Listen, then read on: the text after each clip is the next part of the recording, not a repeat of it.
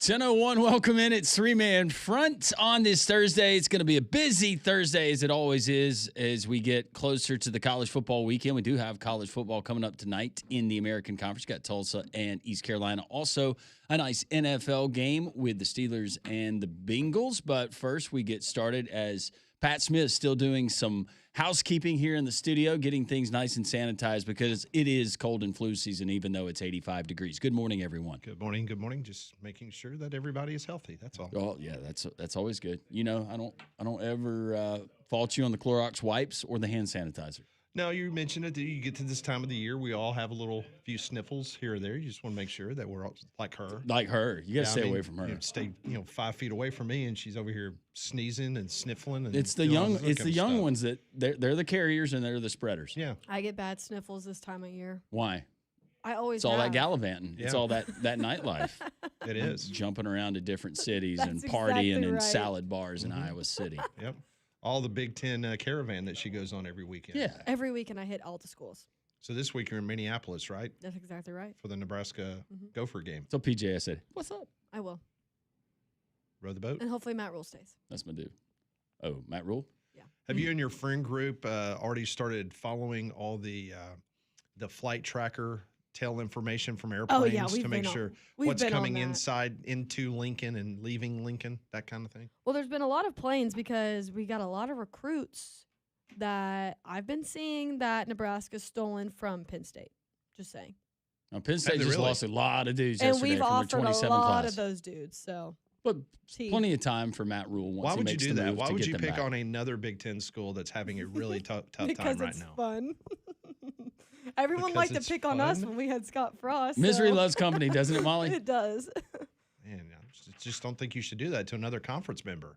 We would not do that in the Southeastern Conference. No. Okay. No. We love our brothers, don't we, Conrad?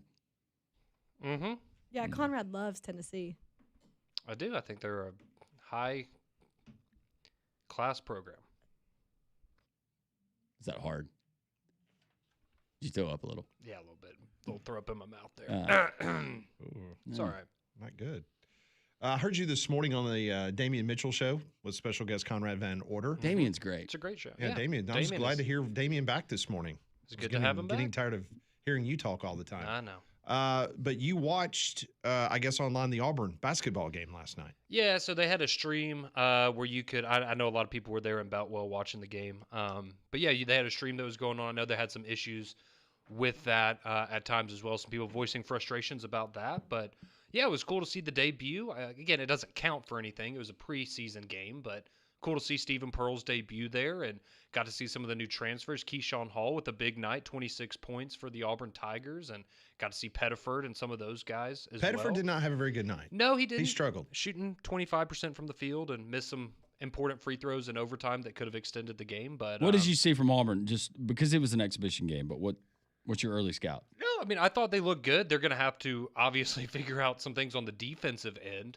And I think me and Pat were talking about this before the show a little bit. It's just Auburn's still going to be a good basketball team, just like Alabama's still going to be a good basketball team this year, but especially with Auburn, maybe a little more so than Alabama. I mean, you went to the Final Four last year. You had some really talented guys on that team, and I know Pettiford came back, but you can't just replace a Janai Broome, even a guy that we had our fun with at times, but Chad Baker-Mazara, that's a really good basketball player that's now playing somewhere else. So it's a little bit of growing pains for Auburn, I would say, and just getting everything into order. But Stephen Pearl after the game said, hey, he was glad that he got to see a lot of that because now they have things to work on in the next few weeks. Yeah, 97-95, that was the final in overtime as Oklahoma State knocks off Auburn here in Birmingham. And you mentioned Keyshawn Hall. He's the Central Florida transfer. He scored a dozen straight clutch points down the stretch for Auburn. He had 26 points overall in the night. The other Keyshawn from Mississippi State, Keyshawn Murphy, he went down and had to be helped off the floor. All indications are he's going to be okay. But it was, kind of a scary moment because when you're talking about basketball players, we've seen this the last couple of years for both Alabama and Auburn, whether it's the Achilles or a knee that obviously turns into something more. So you hate to see that, but all indications are that Keyshawn Murphy, who left the game with about 4:22 left, that he's okay. So that's good news for Auburn. But And then Alabama will have Florida State coming up in their exhibition. Yeah, so they have the women's teams are going to face off in about 2 hours. That'll be at noon, and then 7 o'clock tonight. You'll have Alabama, Florida State. Is in their FSU preseason and matchup. FSU, Dave, and you, or y'all going to the game? Not anymore. Not because what happened at Doak Campbell? Well, no, we were still going to go after that, but he's had a really rough couple of weeks now, and he's just. You just feel bad for him? Well, I do, but he said he would rather Stay home? stay home. Okay. The Seminoles have hurt his heart a little too much lately. Well, he's got to rest it up because it's a late night kickoff for Florida State this weekend. That's absolutely right. Against Stanford. Ooh. Yeah. Just think of the poor people in Tallahassee. I mean, they're an hour ahead of us. Oh. Oh, it's going to be rough for them. But hey, the good news is they're not competing in the SATs, so Florida State should have an opportunity to get back on the wagon today. Well, now that this weekend. Stanford's got $50 million in NIL, remember? That was given to their football program? Yeah. We'll see if Stanford all of a Doesn't sudden go as far becomes- out there, Pat. That's what I hear. Tax implications. That's right. I understand. Cost of living in Palo Alto. How about Jacksonville State last night? Big win over there in Jacksonville as they beat the Blue Hens of Delaware 38-25. Cam Cook, who's a transfer from TCU, he ran for 117 yards, 3 touchdowns. Caden Krill, the quarterback, who got a little dinged up, he left the game in the second half. He threw for 116 and a touchdown. The Gamecocks now 3-0 in Conference USA. Yeah. First place. Mm-hmm. Guess what the team is right behind them at 2-0? Kennesaw State. Who would have saw that coming? Another team with the owl logo. Yep. Kennesaw State, they were one of the worst last year. Remember when they beat Liberty? Yeah, they got a new coach, right? Yeah. Yes, they did. Because remember, they were paying the old one like $35,000 a year. Yeah. And he decided, you know what? Remember, his kid played on the team. Oh, that's right. Yeah. Can't remember his name, but yeah. And now they've just passed the torch to Sam Houston as the. Well, he drew the line when he walked out stinker after a loss to the parking lot, and they ticketed his car. And he said, "That's it." Yeah, poor Sam Houston. Oh, They let Utah come into their own house and beat them 35-17. UTEP's only their second win of the year, first win in Conference USA. Well, they're battle tested, Pat. They faced the best quarterback in the country, so they're. if It's you all need uphill if from you here. need to get right game, it seems like Sam Houston's that game this year. Second time in the last 3 seasons that Sam Houston has started the season 0-7. And this is what? Is this their third year at FBS now? Something like. Yeah, second or third. Yeah. But yeah, second of 3 seasons of starting out 0-7. Well, they were killer at the FCS level. Oh, I know. They were incredible. Yeah. Just it's not translated A little different now. yet. Huntsville, Texas, right? Yep, Sure. that's where the prison thing. Somewhere is. in Texas. Yes, Yeah, that is that's where correct. The prison museum is. Okay. In case you're over in the neighborhood. Yeah. You I know. would rather go to that than watch a Sam Houston football game. So, yeah, I'll be sure to check out that museum if I'm in the area. As Landry mentioned, tonight we have American Conference football. Tulsa takes on East Carolina. The Pirates are a 17.5-point favorite in case Arg. you're interested in that one. Playing at home. Yep. East Carolina's. Tough place to go play. It's a lot of points. Thursday night. Yep. I like East Carolina in the game. What's the money line on that? Give me 1 second and I can tell you. The money line is, well, if you'd like to take the underdog, it's plus 613. Okay. Talk about an investment opportunity.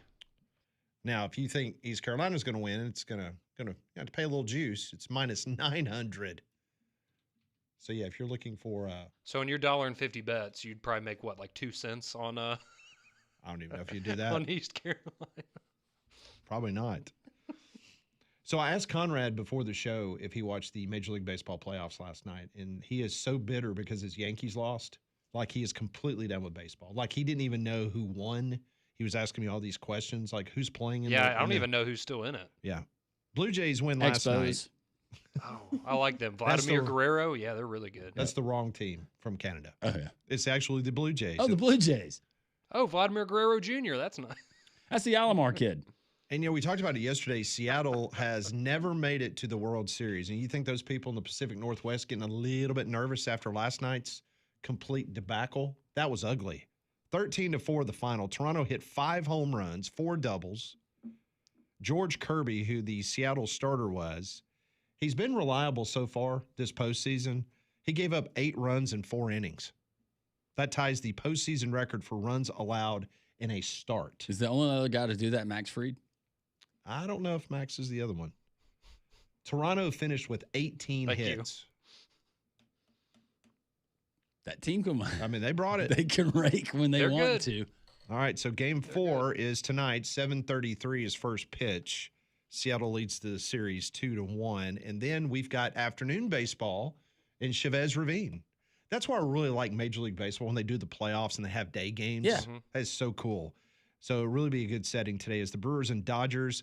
That is a 5:08 first pitch, TBS. That is the network is LA. They have a 2-0 lead over the Brewers. So the I'd Brewers really got a like to work see the do. Brewers make this a series, but It just looks like now that I'm the Dodgers smelling sweep. now that the Dodgers are healthy, they're going to win the World Series. They are now the team that we all thought they were at the beginning of the year. Yeah. Also, speaking of TBS, some big news came out this morning that Bruce Pearl has been hired by TBS. He will be their college football analyst in studio. Football? College basketball. Basketball, sorry. Football would be Wow. awesome. That would be interesting. No, I meant I'd basketball. listen to him break down football. No, college basketball. So that's huge. Yeah, So that you- is big. So you'll be able to see him during the NCAA basketball tournament. Is that the only time he'll make? No, because I think they do have a college basketball package Okay. for TBS and TNT. So will he fill? Because I'm just and I could have the networks wrong. So will he fill like the Jay Wright position? I'm just trying to Not think sure. of Maybe so. because he stepped away right from television. Sorry, I'm still in football mode, so all the basketball stuff is. Yeah, they just hired coming back Jalen Rose, Jamal Mashburn, Chris Webber will be on there occasionally, and Bruce Pearl. Okay, Bruce Pearl was outstanding at ESPN Yeah, he was. very good. as he was sending out his NCAA issues. He's very media savvy. Yes, very He much gets so. it. He knows what to do. And he will give an opinion. Yeah, yes, he will. Hope TNT's ready for that. Well, they're used to it with Chuck and Shaq and all those guys. So, Oh, well, you know what? You're right. I think they're. Fine. This is tame compared to some of that, Yes. probably. Yeah. So Bruce Pearl. Didn't take long for someone to gobble him up Love BP.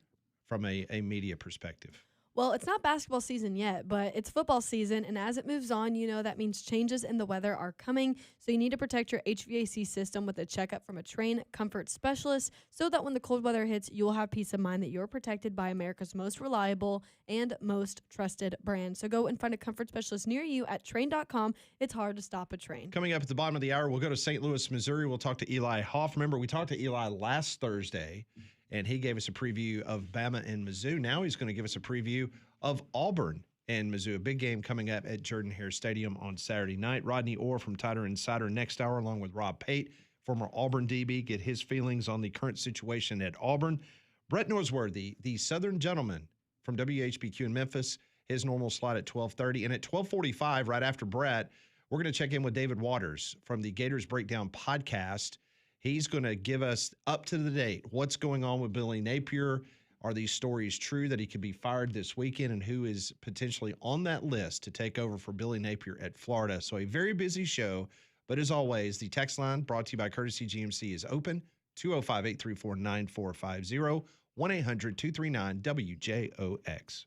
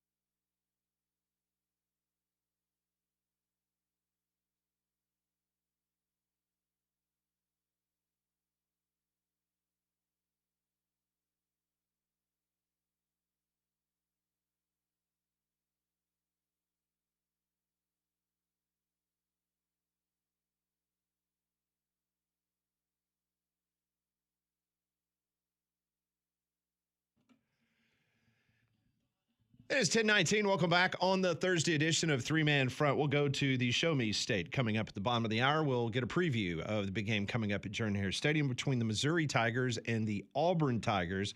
The weather is about to turn. Yes, we've been saying that for a while, but it is going to turn this weekend.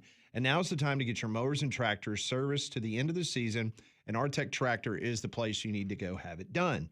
They're your certified Mahindra servicing dealer, and just in time for hunting season, which deer hunting season, I believe, began a day or two ago. The Hunter's Package, which includes a Mahindra 1635 with loader, trailer, bush hog, tiller, and spreader, offers zero down and just $450 per month. Artec has a full line of tractors as well as heavy construction equipment for those big jobs just north of Jasper on Highway 5 or online at artectractor.com. So we like to give you predictions from media around the South and around college football when they start looking at these big college football games. Auburn Undercover, which we've got a great relationship with fine folks down there. Ronnie Sanders, he was on the program just a couple of days ago. He's the publisher of Auburn Undercover. So I just noticed that they posted all of their fearless predictions for this weekend's Auburn-Missouri game. Jason Caldwell, who I saw Friday night, he was down in Prattville covering the Prattville-Hewitt-Trussville football game. Had a nice conversation with Jason before the game at midfield. He is predicting Missouri 24-19 over the Auburn Tigers. Christian Clemente, Missouri 14, Auburn 6. Oh, I don't want to watch that. That's my thing. I want it to be more compelling. Auburn scores 6 The points. under. That'll be interesting. Nathan King, Missouri 27, Auburn 17.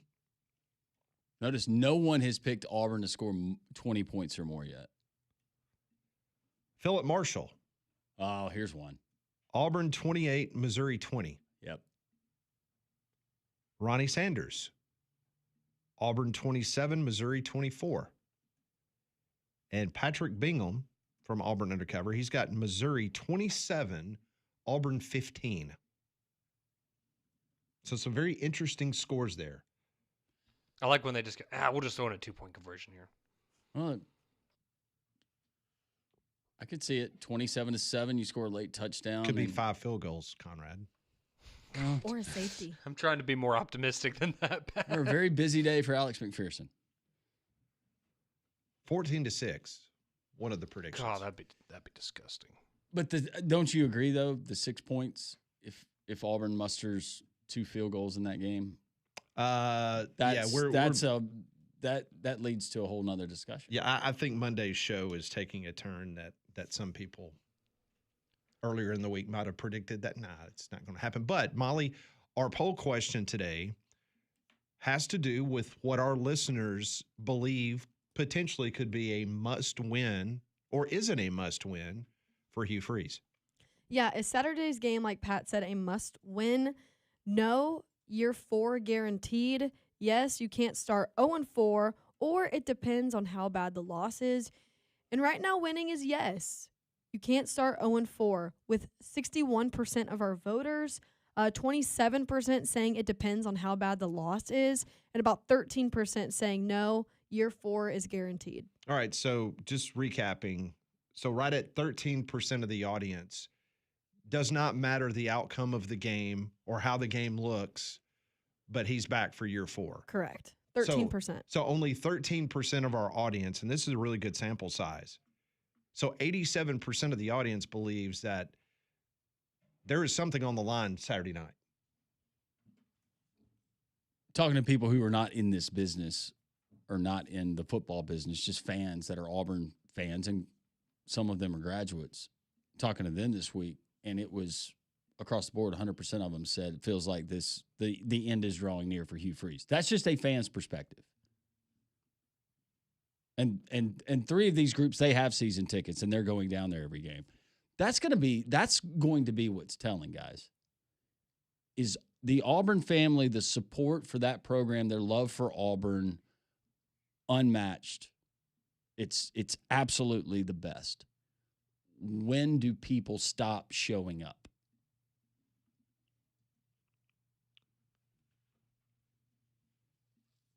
When you look at things nowadays, though, as much money as you have to pay up front for things, now that doesn't mean that people might not leave at halftime. And Auburn's doing a good job with the fan experience. Absolutely. I mean, whether you go and you tailgate with family, friends, businesses, the game day atmosphere is one of the best in the SEC. So I don't see people not going to Auburn, even if the football product is not living up to par. I don't see Auburn fans doing what my St. Louis Cardinal fans did in St. Louis, where 685,000 people this year did not show up to baseball games as they did the year before because they're sending a message to management, we don't like this product and we're not coming back until you spend some money on some free agents. It's different in college football now, especially because of the money that you have to put up front, whether it's your tailgating space, whether it's your season tickets, whether it's your money you've got to give to the scholarship fund. You know, I just don't see Auburn people not coming to the game. Now I could see potentially the student body leaving early or other people potentially leaving early, but I think Auburn people are going to continue to show up. Well, and the saddest part about it all is that some Auburn fans have gotten used to this. So you kind of become numb. Is that what you're saying? Yeah. They become callous to where it's like, okay, well, I'm going to go tailgate with my family tail and end friends to and have a good Malzahn. time. You went through the Harsin stuff, and now going on 3 seasons with Hugh Freeze. It's a sad statement, but it's the truth. So let me ask you, Molly, because you've experienced frustrations and you were on the sideline for almost every game, right? Of Scott Frost's career at Nebraska. Mm-hmm. Nebraska people, fervent fan base, they've walked through the shadow of death many times. And, but people still came to the game. You still had the sellouts. Oh, it was, and I know people like to joke about the sellout streak. It was always a sellout. Yeah. Every single seat in the stadium was full. So they never sent a message. Maybe in the fourth quarter, because Nebraska is one of those fan bases that they stay the entire game. Right. But in the Frost era, people would leave early, which that's like our version of sending a message. At least that's what I was told, being in Lincoln for 4 years. Yeah. Well, and I can see it from that perspective too. Plus, you've already made the investment. A lot of these people, your money's already there. You make your plans around it. And I'd still go to Braves games. I went to Braves games. They weren't playing really well, but it was a fun time for me and my wife. Yeah. And if the Braves win, that's an absolute bonus. Sure. I hate it for the Auburn fans. I do. They deserve better. And I don't think there's any doubt that on Saturday it's going to be an incredible atmosphere. They're going to be loud. They're going to be into it, at least at the beginning, and be a factor in that game. But can you keep them engaged in that game if you're the Auburn players? I don't feel sorry for the coach that's making $8 million, not Hugh Freeze, and he's making a little bit less than that. But these coaches that are making all of this money to win football games, I don't have a whole lot of pity. I do have pity on the families that work hard, they spend their money. They leave, in some cases, drive 4 hours to a game, watch another loss, and then drive 4 hours home. Those are the folks I feel sorry for. Now, I agree 100% because it was just like Friday night, we had half of our crew on the Husky Fast Network broadcast. They were going ahead and heading to Auburn because obviously they were going to get their tailgate and everything going there early morning. Then we had some other members of our team. They were going back to Birmingham, back to Trussville, and then they were literally getting up at 4 or 5 o'clock, getting home after midnight, getting up 4 or 5 o'clock to go back down to Auburn, to tailgate and do all this stuff. So that's the thing that you feel bad for people because they dedicate so much time, effort, and money to being a part of a program. And then when you see the program slip and you're not putting forth the best product on the field, that is very frustrating for all those people. And it's frustrating, too, when you look around the conference and there's even programs, and I'm just taking as a whole the past 2 or 3 years, you take schools that don't have the resources, don't have the money invested in their particular rosters, but they're still having that one-off game where they win a game that they're not expected to win and they knock off a ranked opponent. It's like, where did that come from? You've gotten that you've gotten that one time in the Hugh Freeze era, and that was against Texas A&M, and it took a lot of overtimes to do it, right? Yeah. Well, and I had relatives that had season tickets for a very long time at Ole Miss games. And when Ed Orgeron took over the program and ran that into the ground, they were out. I mean, it was just it got bad there for a while, you know. And at least got him a title in 2019. Kind of fell into his lap. But, Well, that was at LSU, not at Ole Miss. well, yeah. Well, Ole Miss, that was take my shirt off and do crazy things. Yeah, remember he would attack people on the quad. Remember that, carrying a football? He would literally find some dude with a football, and he'd like go and knock the ball out of his hand. Yeah, that was good stuff. Coach O, he's matured. Of course, he has. I saw he was at a Louisiana high school game the other night, just kind of hanging out. Him and his girlfriend. Just making sure he's ready to start recruiting if he needs to. What if he was a librarian? I want to know could what he be him a whispering yeah. sounds like. Like, could he ever whisper? No. I thought you were asking if he could read. That's why he went to the Ryder Cup event. That's the only golf event they'll let Coach O go to. Yeah, because he knew how to read USA. Well, he was doing the chants. Well, no, I was just going to say because he doesn't have a golf voice, a whisper voice. That's true. All right, next we're going to go to St. Louis, talk to Eli Hoff. He's going to join the program. That's next.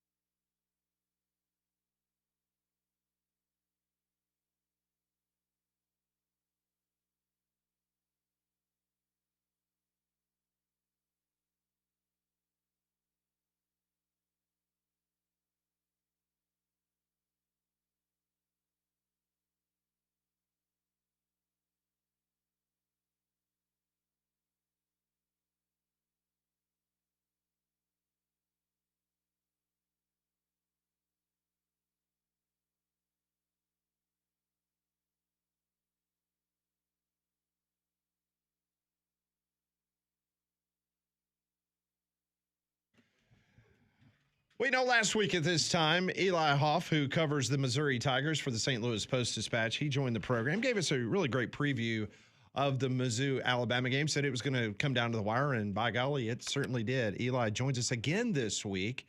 He's going to have to start paying property tax down here in Alabama as much as he's doing radio down here. Hey, Eli, how are you doing on this beautiful Thursday?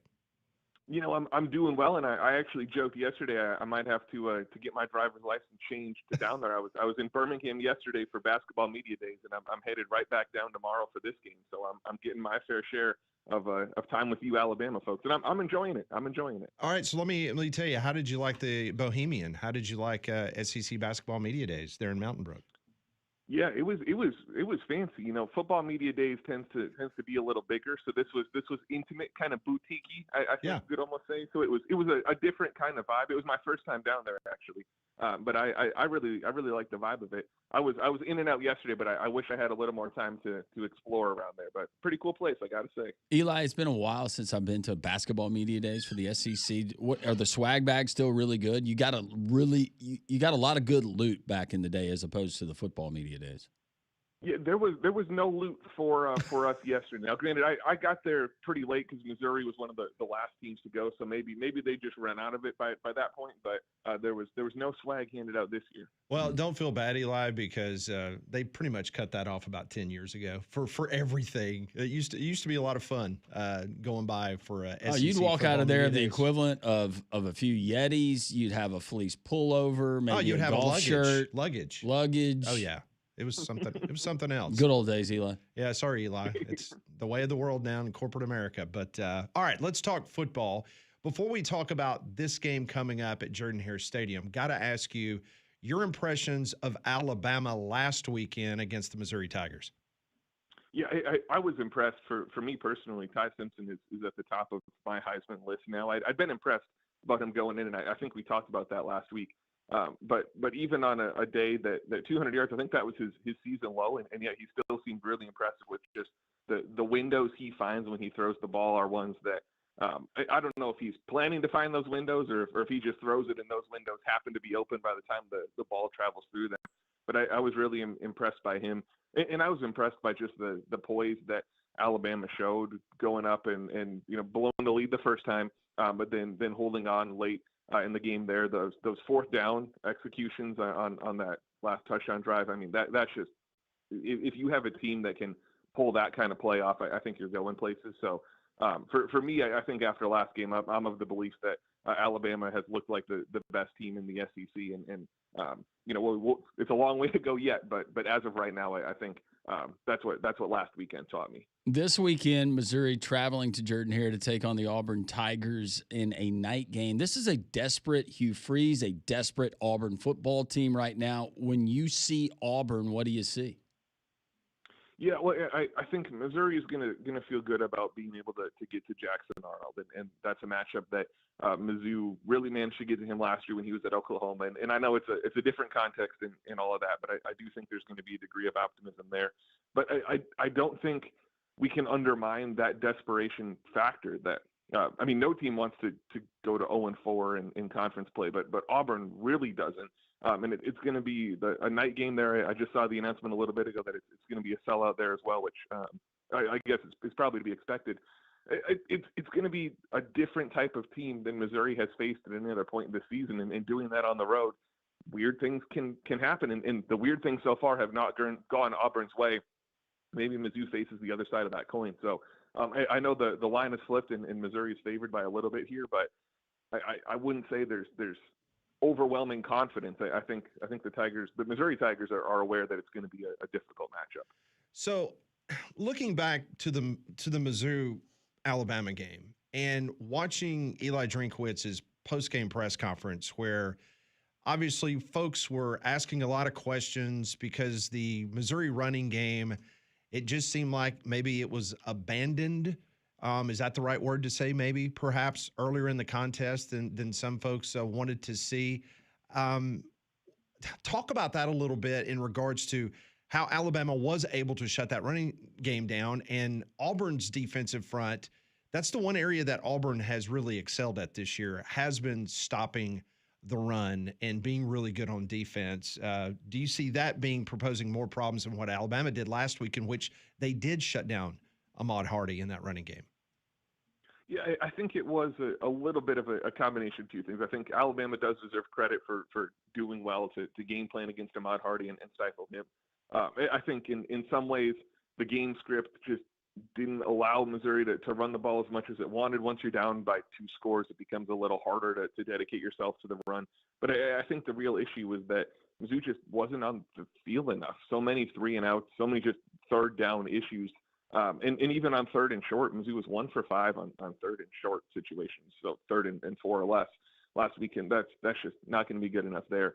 So I do think this is another game where you need to see Mizzou reestablish it again. Like we talked about last week, this team looks its best when Ahmad Hardy is consistently getting the ball, because every once in a while he's gonna break loose and have an explosive. Jamal Roberts, who's the secondary running back, who's a really, really talented back in his own right, was just an absolute non-factor last week. His only carries came in the second quarter, and then that silly fake punt play. So need to get him involved there. It is a more difficult matchup with that Auburn front, like you mentioned, but it's something that I think Mizzou needs to be really intentional about early. And even if Mizzou happens to go down by 2 scores, which I don't necessarily see happening in this game, but even if that happens, I think Mizzou needs to be a little more stubborn with it. But at the same time, if there's not improvement on 3rd downs, then I'm not sure it matters. Eli, for the Missouri defense, with this Auburn offense, and it just looks like it's in total disarray right now, not putting up a whole lot of points. You got question marks from drive to drive of what exactly you're going to see. What's the biggest concern for that Missouri defense in taking on an Auburn team that right now on the offensive side of the ball is really struggling? Yeah, I think the big concern would be gifting those wide receivers something in coverage. It wound up not being an issue against Alabama last weekend, but earlier in the season, the Mizzou secondary was just having these coverage breakdown issues. It came up a lot against South Carolina, where, Lenora Sellers looked fantastic in that game, and he's a good quarterback, but a lot of that was gifted to him by the Mizzou secondary. And then it got better coming out of the bye week against Alabama. It just can't happen against Auburn. I think Mizzou's the defensive front is going to be able to get home to Jackson Arnold a good amount, and most defensive fronts are, but Mizzou's is good enough that I think that will be fine. I think Mizzou trusts its front 7 against the run game. The issue just, if you get in a situation where you've got a negative play and Auburn's facing, let's say 3rd and 16, the secondary can't gift that 16. It just can't happen. So I think if the defense can find a way to keep that from happening, they'll be able to keep Auburn in a negative enough game script. But that's something that's been proven last game and was impressive, but needs to continue to be shown going forward from the secondary. Eli, it is interesting because just the way the schedule has worked out for Mizzou, the way that it was built, it's been 329 days when they kick off Saturday night at Jordan-Hare Stadium since Mizzou played its last true road game. That was November 23rd against Mississippi State. Just talk about that. Could that be a factor, especially going into a place like Jordan-Hare? Yeah, it's kind of insane. I think I saw the stat that Mizzou is the only FBS team not to have played a road game yet at this point in the season. It's been really, really weird, to be honest with you. There's some precedent for it to be a concern. Last year, Mizzou's first road game was at A&M, and that was a game that was really over by the end of the first quarter. It was just a failure to launch for Mizzou. So I think there's some concern there. The coaching staff tried to get ahead of this a little bit, and their way of doing that was during fall camp. They took a weekend where they bussed the team over to St. Louis, had put them in a hotel like it'd be for an away game, and they went and did a scrimmage at Lindenwood, that's a smaller college in the St. Louis area, and then brought them back. So they called it a mock road game. I asked Drinka about this week, and he said, well, we already had our first road game, had the mock road game. That just isn't true, right? Like we can say Sure. that. It's one of those things that'll look silly if things go poorly on Saturday. So I think this coaching staff has tried to get ahead of it, but there's also only so much you can do. And I think we'll kind of have to just see what happens with this environment. Well, last week on this program, you kind of laid out how you thought the game between Alabama and Mizzou was going to play out, and you darn nailed it in regards to it being a fourth quarter game, being very, very close. Your thoughts on this Saturday night's game? Are we talking about a same close-knit affair between the two Tigers, or what are you looking at? To me, this feels like the game that I think Missouri wins by a touchdown, and it's a game that the scoreline looks a little closer than it feels. I feel like this is one where Auburn maybe starts a little quicker, got the sold out crowd, got the desperation factor. Mizzou is on the road, so maybe it's a little slower starting for Mizzou. But as this game goes, I just think Missouri winds up being able to get to Jackson Arnold enough and wear him down, wear that offense down, and give the offense some time to give its offense some time to get off the ground. So I still have Mizzou winning by probably a touchdown in this one. That is Eli Hoff. You can follow his work at the St. Louis Post-Dispatch. Well, Eli, I hope your time in Auburn is as nice as it was in Birmingham this week for SEC Basketball Media Days, and look forward to catching up with you again down the road. Absolutely. Thanks for having me, guys. Thanks. That's Eli Hoff joining us on the Higginbotham Hotline. Higginbotham is your one-source solution for insurance, financial, and HR services. You know, one thing is for sure, Courtesy GMC in Trussville, they're ready to serve you today on a brand new Courtesy GMC. They're halftime of the kickoff sales event at Courtesy GMC. Right now, you can get up to $15,000 off remaining 2025 Sierra 1500s and 2500s, the absolute lowest prices you're going to find anywhere in the state of Alabama.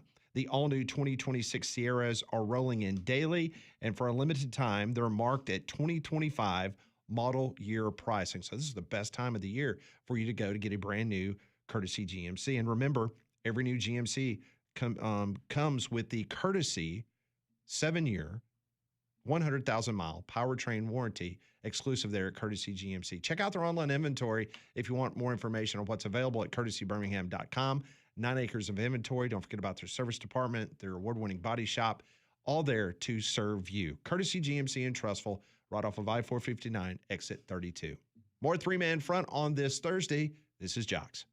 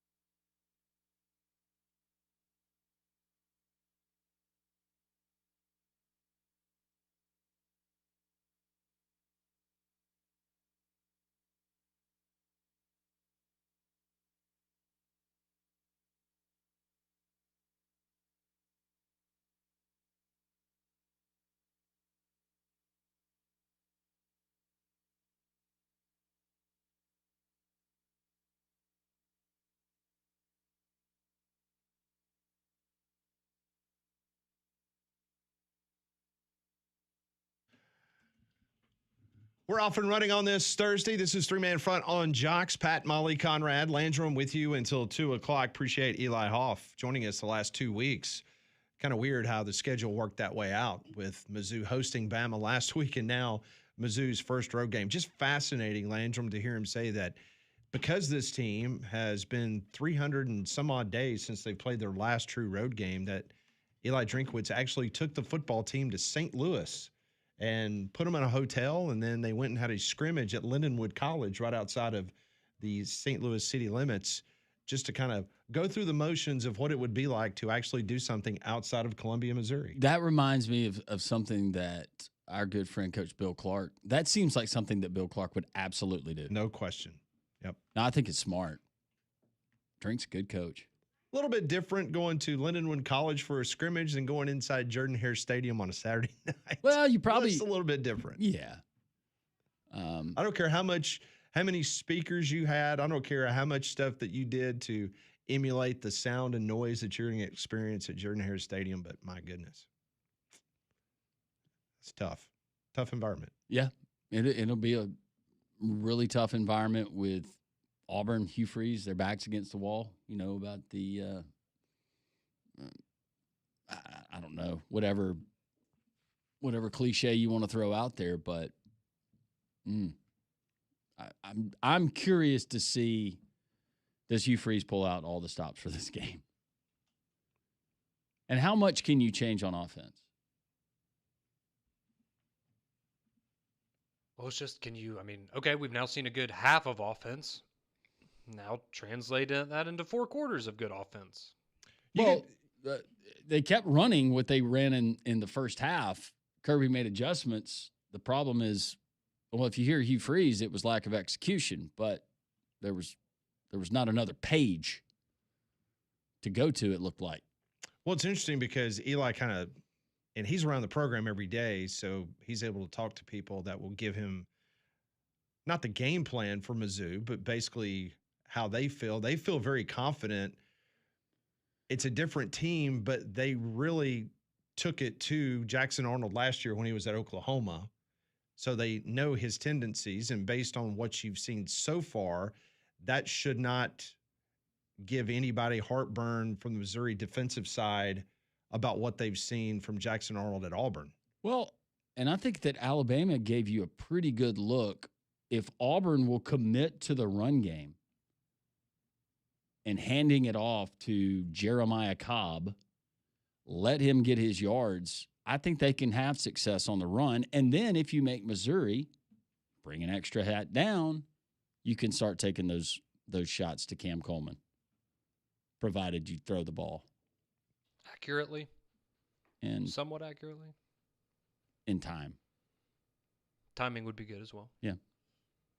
I will say I'm very interested in one thing, and I think this works in Auburn's favor, is, we saw, I think, Prabula for the first time last week face real serious competition. I say his name different every time I say it, by the way. I do too. But he was not very good last week. Let's just call it what it was. Now, he was good. Yeah, I get it. He shook Bray Hubbard out of his shoes, and he was good with his legs. But throwing the football, not great. And that was at home. So now it just feels like an opportunity for the Auburn fans in the crowd to really maybe mess with him a little bit, because he already struggled bad enough at home, and now you're going to play in one of the toughest stadiums in the entire country. I think that's something that Auburn, you got to feel good about that part of the matchup. Well, there is some concern about who's going to be the starting quarterback for the Clemson Tigers this weekend against SMU. This just out that Cade Klubnik, his ability is highly questionable for the game against the SMU Mustangs. He sprained his ankle late in the third quarter against Boston College last weekend. And so now Larry Williams, who covers the Clemson Tigers for On 3, he is reporting that there is some great concern that he will even be available to play, which would mean that Vizina. That's right, Birmingham's own Christopher Vizina, the 6'4", 210-pound sophomore that played at Briarwood, he would be the next man up. Time to shine. That's right. Now I can be motivated to watch Clemson football again. That's good. Yep. Vizina was 19 of 34 last year for 190 yards. He is 7 of 14 this year. Yep. With 37 yards, no touchdowns, 1 interception. So he might get his shot against Rhett Lashley and the SMU Mustangs. That's a big game in the ACC between those two. Yeah. Dabo is not coaching for his life. No. He's good. fine. Speaking of injuries, we did not touch on this at the beginning of the show, but the availability report came out last night in the Southeastern Conference, and the Alabama Crimson Tide, no surprise, questionable, Jalen Mbakwe and Jam Miller on the list. We already knew that Edwards was going to be out.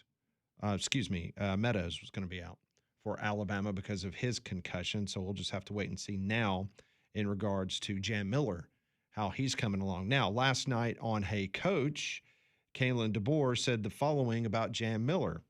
Continuing to move along here throughout the week. He's making good progress. We're not sure yet where he stands. We're going to think optimistically, but also there's steps. It can go a lot of different ways. End of quote from Kalen DeBoer about Jam Miller.